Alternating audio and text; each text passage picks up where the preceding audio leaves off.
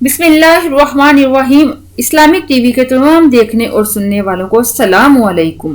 رسول پاک صلی اللہ علیہ وآلہ وسلم نے ارشاد فرمایا، جو شخص گھر میں داخل ہوتے وقت 3 باتوں کا اہتمام کرتا ہے تو رزق اس کے دروازے توڑ کر آتا ہے۔ اور وہ 3 باتیں کون سی ہیں؟ سب سے پہلی بات یہ ہے کہ ہمیں گھر میں داخل ہوتے وقت السلام علیکم ورحمۃ اللہ وبرکاتہ کہنا ہے، خواہ کوئی شخص گھر میں موجود ہو یا نہ ہو۔